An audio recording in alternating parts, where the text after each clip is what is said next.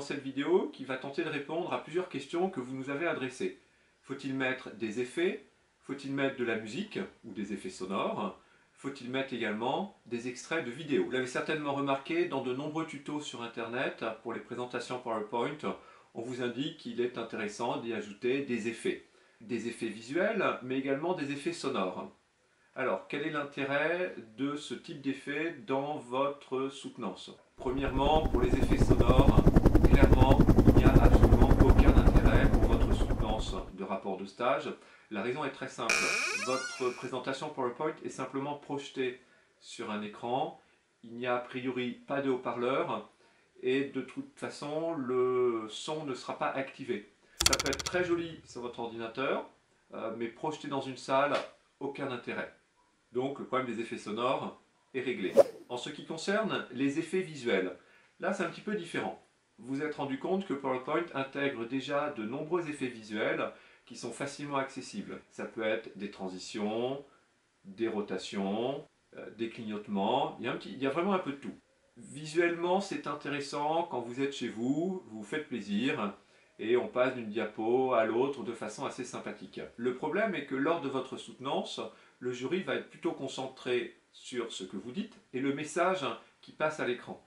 Certaines transitions sont agréables, le risque étant que le jury se concentre quasi uniquement sur vos transitions ou que ces transitions le fassent sourire. Le principe de la page qui se tourne ou du fondu enchaîné est peut-être le plus fréquent. Mais rappelez-vous, c'est joli chez vous, c'est joli sur Internet, peu de chances que ça fasse beaucoup d'effet lors de votre soutenance.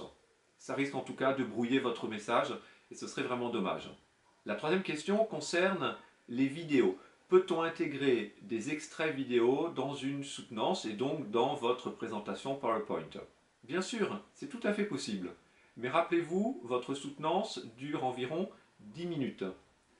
Chaque seconde, chaque dizaine de secondes consacrées à un extrait de vidéo va donc être imputée à votre temps de parole. Avec un extrait de vidéo, on est très rapidement à 30 secondes, voire 40 secondes. Et il est nécessaire de faire une pause un petit peu avant et un petit peu après pour introduire votre vidéo et en parler. Ça risque d'être une perte de temps importante pour vous.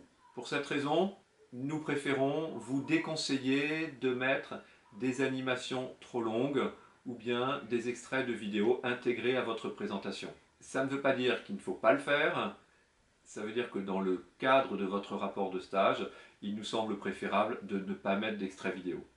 Le petit truc supplémentaire, c'est de vous dire que la prochaine fois que vous effectuerez un stage ou que vous aurez à rédiger un rapport, comme vous l'avez fait, pensez à intégrer en annexe différentes vidéos qui vous semblent intéressantes pour le jury. De cette façon, ça permettra au jury de les regarder avant votre soutenance.